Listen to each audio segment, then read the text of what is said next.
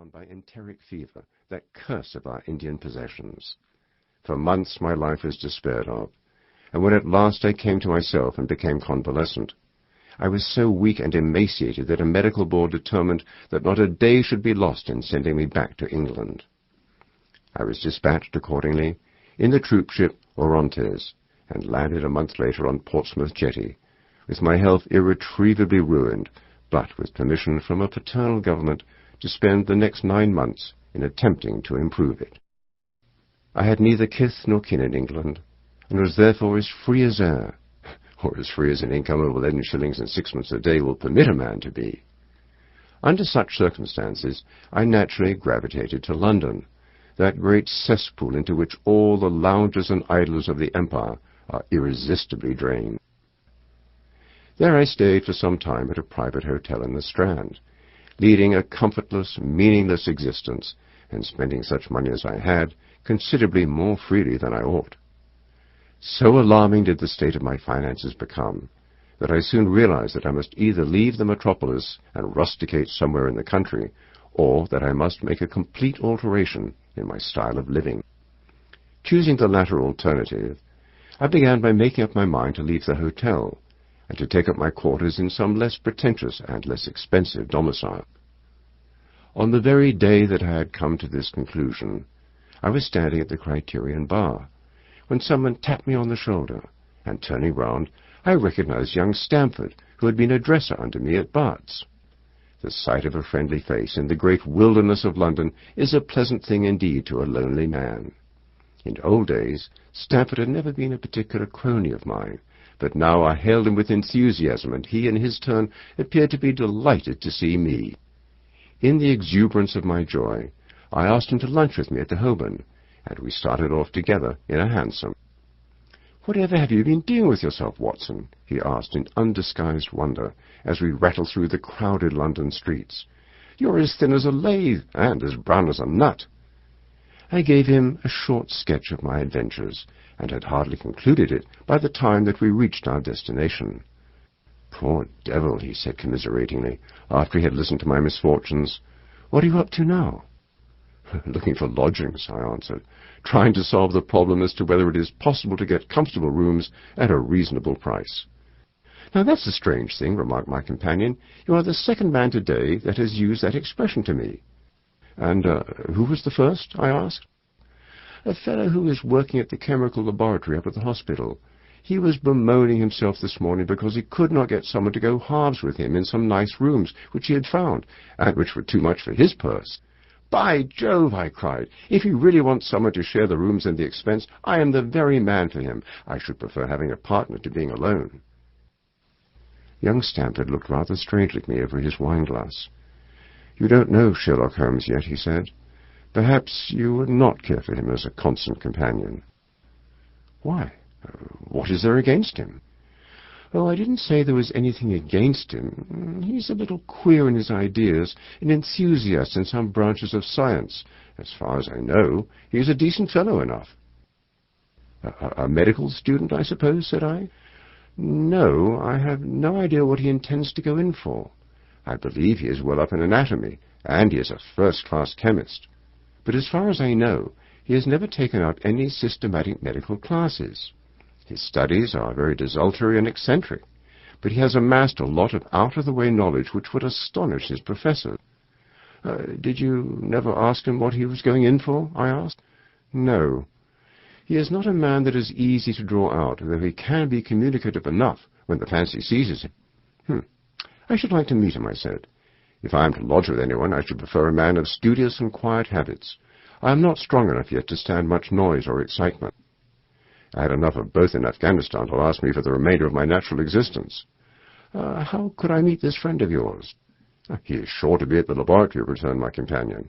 "He either avoids the place for weeks, or else he works there from morning to night. If you like, we shall drive round together after luncheon." "Certainly," I answered, and the conversation drifted away into other channels. As we made our way to the hospital after leaving the Holborn, Stamford gave me a few more particulars about the gentleman whom I proposed to take as a fellow lodger.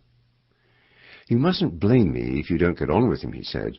I know nothing more of him than I have learned from meeting him occasionally in the laboratory. You proposed this arrangement, so you must not hold me responsible." "If we don't get on, it will be easy to part company," I answered. "It seems to me, Stamford," I added, looking hard at my companion, "that you have some reason for washing your hands of the matter. Is this fellow's temper so formidable, or what is it? Don't be mealy-mouthed about it." "It is not easy to express the inexpressible," he answered with a laugh. "Holmes is a little too scientific for my tastes. It approaches to cold-bloodedness." I could imagine his giving a friend a little pinch of the latest vegetable alkaloid, not out of malevolence, you understand, but simply out of a spirit of inquiry in order to have an accurate idea of the effects. To do him justice, I think he would take it himself with the same readiness. He appears to have a passion for definite and exact knowledge. Very right, too. Yes, but it may be pushed to excess. When it comes to beating the subjects in the dissecting rooms with a stick, it is certainly taking a rather bizarre shape. Beating the subjects? Yes, to verify how far bruises may be produced after death. I saw him at it with my own eyes. And yet you say he is not a medical student. No, heaven knows what the objects of his studies are. But here we are, and you must form your own impressions about him. As he spoke, we turned down a narrow lane and passed through a small side door, which opened into a wing of the great hospital. It was familiar ground to me, and I needed no guiding as we ascended the bleak stone staircase and made our way down the long corridor with its vista of whitewashed wall and dun-coloured doors. Near the further end, a low arched passage branched away from it and led to the chemical laboratory. This was a lofty chamber, lined and littered with countless bottles.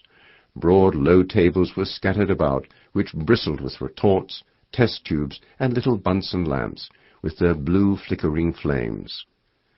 There was only one student in the room, who was bending over a distant table, absorbed in his work. At the sound of our steps, he glanced round and sprang to his feet with a cry of pleasure. "I found it! I found it!" he shouted to my companion, running towards us with a test tube in his hand.